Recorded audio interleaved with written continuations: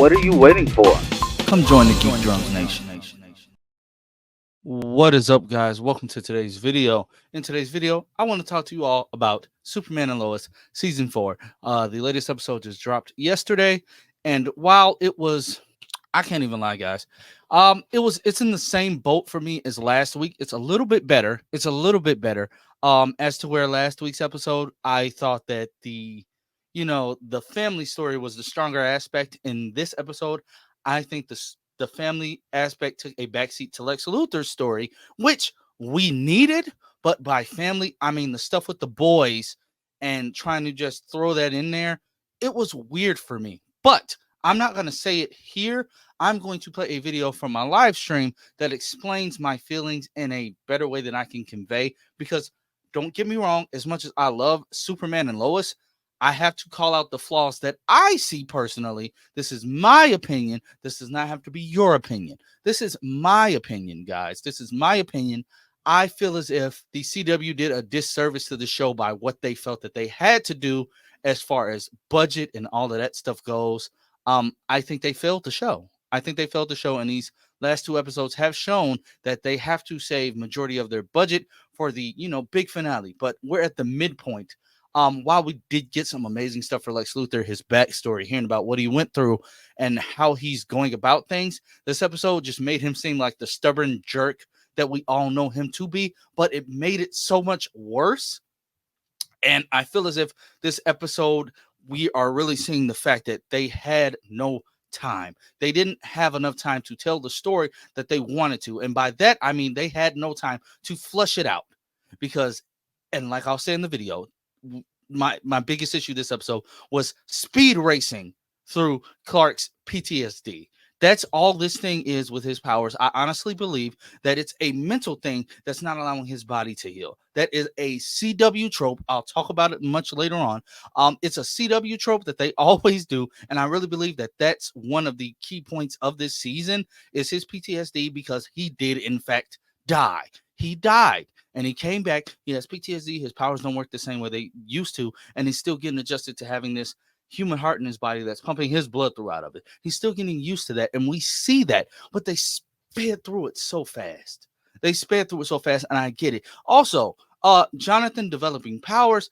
They sped through that and having a budget of you can't have 3 superpowered Kryptonians on any show, but this show handles their budget so well that you would think that they could, because they have done it. They've done it with Jordan, Talrow, and Clark, so you would think that they'd be able to handle it. But with this slash budget, they did a disservice to the show. And well, without further ado, just let me play the clip from my podcast. Hopefully you understand where I'm coming from. If you don't, I completely understand. Like I said, it is my opinion, not yours. But be that as it may, I'm going to have to give this episode a solid 5 out of 10. I won't even go that low. I'll say 6.5 out of 10. The Lex Luthor stuff was good. The Lois and Clark stuff was good. It's just I didn't care about the kids that much in this episode. And that sucks. Because why? Well, you don't give another episode to John and Nat, but you give it to Candace. You give it to all those other kids. You give the budget to the kids that were at that 4th of July party. Let me play the video, because you're going to think I may be nitpicking. That may just be me, but this show is at such a high bar. I don't like to see it fall. And that's just me, guys. But let me know what you think after you hear the rest of my thoughts. Oh, y'all could talk about this. I haven't seen it. So you didn't watch it yet, Taj? I watched the show, but I didn't care for the episode like that. I mean, I'm just, me and Darren are on the same boat when we I thought last week's episode was weaker than this week's, but I get it. You got to have the calm before you go back into just the craziness of everything. Mm-hmm. But I thought that this episode had a lot of good backstory for giving us the understanding as to why Lex is the way he is. Yes, he was falsely accused of that murder, but he was still a criminal, and him thinking that he's in the right now is like just showing how unhinged and nuts you are. And the fact that you don't get that, even with, first of all, dude, you're going to be a grandfather, and yet you don't care to have that relationship with your daughter. She's literally giving you an ultimatum, and you're just going to say, no, I need to get my revenge on Lois because I'm just this butt hurt by a woman. Like, your daughter's back in your life. She went to go find your daughter, and you're still mad. It's not that serious, bro. Like, either way it go, like, you can leave scot-free. They have no way to tie you to what happened to Clark. They have no way to tie you to what happened to General Lane either. You can leave. But no, you want to sit here and still be mad at Lois for something that happened years ago. You're crazy. And you think your daughter wants to let you be around her son? Like, come on now. Like, I mean, he was raised horribly. Like, I thought Michael Rosenbaum had a horrible father. I thought that Lex had a horrible upbringing, but this one takes the cake. Like, your dad was abusive to your mom, then your mom turned around and was abusive to you. Like, I see why you the way that you are, but you're taking it out on your daughter, and you don't understand that's why your wife left you. Like, you're pushing your daughter away, which is what your wife was telling you were doing all those years ago. Yeah. You're nuts. Realize that.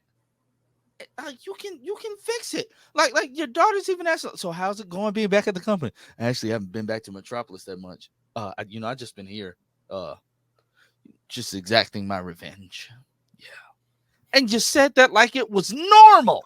I think it's really funny where he's trying to like justify his actions to his daughter while he's actively planning on killing again for a second time the world's best superhero. Like, he's like, I'm actually not as bad as you think, girl. Like, I'm doing good. I'm doing better. Well, on the back line, he's just like, yeah, I'm after you, Superman. I'm coming. It's so like, dude, you don't realize you're pissing her off. She left. She came back. And the way he walked out the diner, like, walked out like an angry little kid that just lost a toy. The way he snatched up his jacket off the back of the chair. Like, it made me laugh out loud. Because I'm like, dude, you're this upset. And you're the one causing the problem. Like, in that moment, I was so scared for Clark because he's so vulnerable right now. But he's just standing there in the street, and you can see him take a deep gulp because you don't know what Lex was gonna do right there. Like, Lex walked outside, and this was like, and Clark's just across the street, like, It's like, oh, what now? Then it goes on.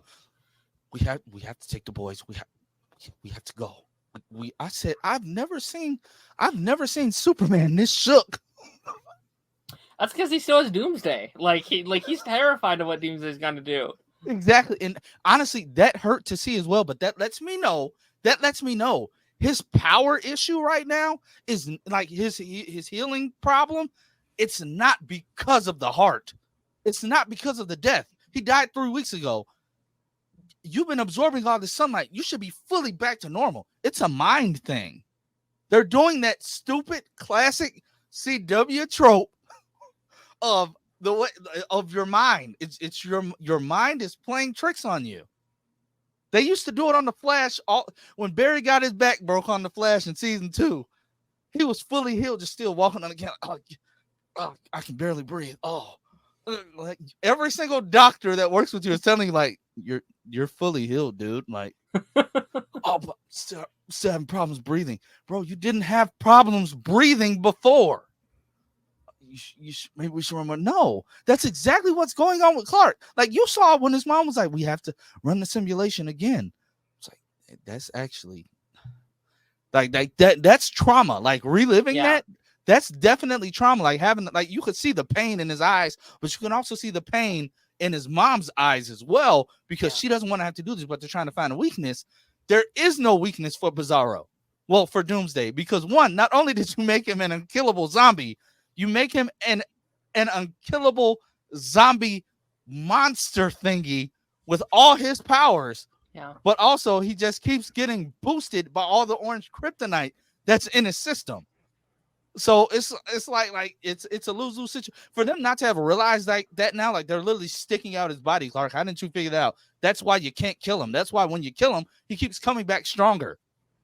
So for them not to have realized that out, and you took it to your mom and everything, I chalk it up to the budget. They lost some of the smart writers. I say that. That was my one issue. Also, the other thing that kind of pissed me off, I understand that there was a lot of people there that night, but starting off the episode with the girl finding out, with the girl letting them know that she found out, and they're just like, oh, well, we're not going to tell anybody because, she said she won't tell anybody. I'm not that trusting. I don't care if you're my friend.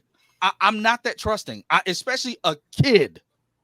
Like, kids talk too much. I was there that night with my dad, which means your parents probably saw it too. We already know the other guy saw it, but Lana handled that. Yeah. Like, honestly, and in that moment, they handled it. Honestly, in the first episode, it was heart-wrenching, but in my mind, you all are handling this situation terribly. There's no other way to handle it, but it's people outside. Oh, Superman. Oh, you're doing all this crying. Bro, y'all don't know cuz like that. That's what let people know that, oh, this is their dad. So the fact that you guys want to be, when she says it, they're like, huh? Yo, bro, I ain't gonna lie. Superman. Yeah, don't moan in my ear like that again, bro. Like, what was you doing? I didn't even moan. You did so. Oh, well, I'm sorry, but it's just like the fact, like they're trying to. Where's your wife? They are horrible liars, bro. Like the lie you come up with to try to throw Candace off is the fact that puppy scandal. My mom needed my help to cover this black market puppy scandal. What? You think your girlfriend's that dumb? And then he comes back and Jordan told me everything about your dad, who he really is. And he's like, oh, and Jordan's just sitting over there like, I said, dude, wipe the stupid grin off your face. You couldn't decide when to tell. You didn't have a choice in telling Sarah. He had a choice in letting the girl know. But are you going to tell your parents that you let the girl know? She's going to walk in the house like, hey, Superman. And they're going to look at you like, what did you just do? That was a weird scene to me because, like, that was not a reaction of, like, oh, you're Superman's son. That's a, like, I don't know, some weird things like, oh, your dad's a firefighter and you just helped him out on it. I don't know. That was so weird to me. And they don't go back to it. Like, I was fully expecting a scene where, like, Jordan's like, hey, what did you tell her? And he's like, oh, I told her you went, he's blah, blah, blah, blah. Like, some stupid lie that he told him to get him off the trail. But I guess she knows now, I guess. I don't know. But here goes Jordan, hands in his pockets.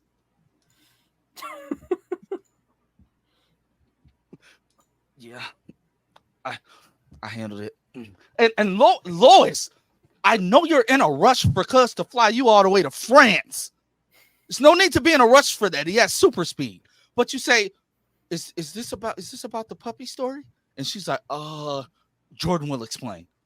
Well, I hate the way and I get why they're doing it. No budget, so they can't have both of them out there. No budget, and they're crunched for time. It's just like, it's some story that you can figure out how to tell better. You're sidelining one brother for the other one and making it be like, oh, I just need to get my head together. We don't have time to get your head together. And then the whole thing with Lois flying out to the middle of the desert with the ELT, and it's like, okay, yeah, we get why Clark doesn't hear it, although his selective hearing stuff is like, at least they let us know. It's still annoying, but at least they let us know.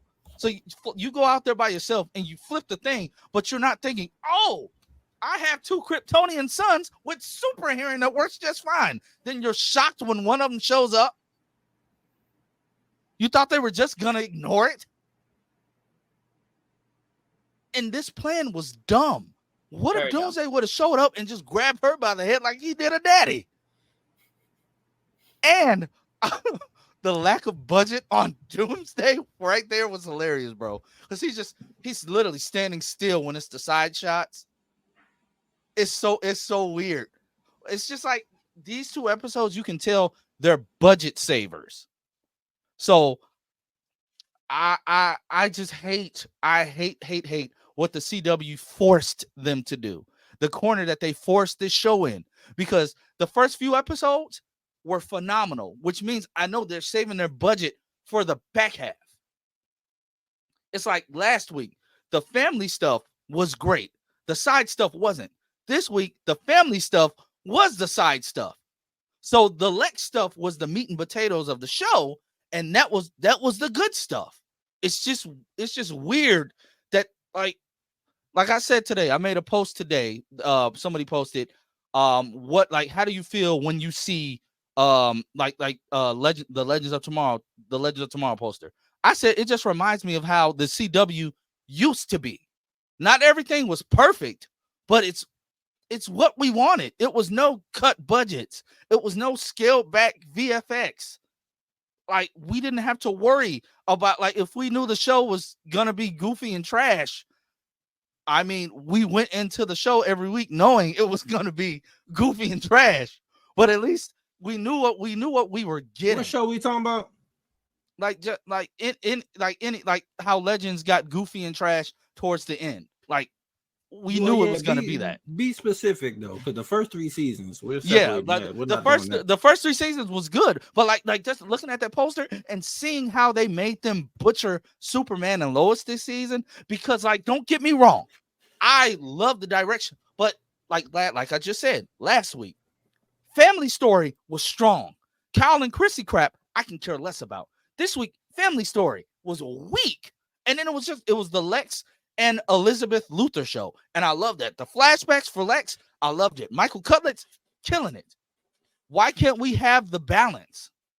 That's what. They don't got the budget.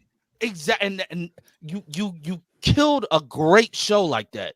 And I'm honestly worried, bro. Like,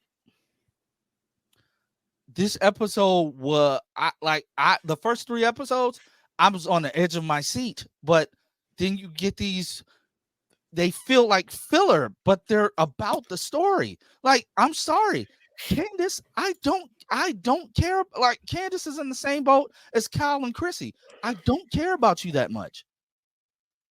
Like, you got a little girl, you got one of their high school friends showing up saying that, oh yeah, I was there that day, I know what happened. But you can't bring what you couldn't give that episode to John and Nat to show where they have been since episode 2. Like,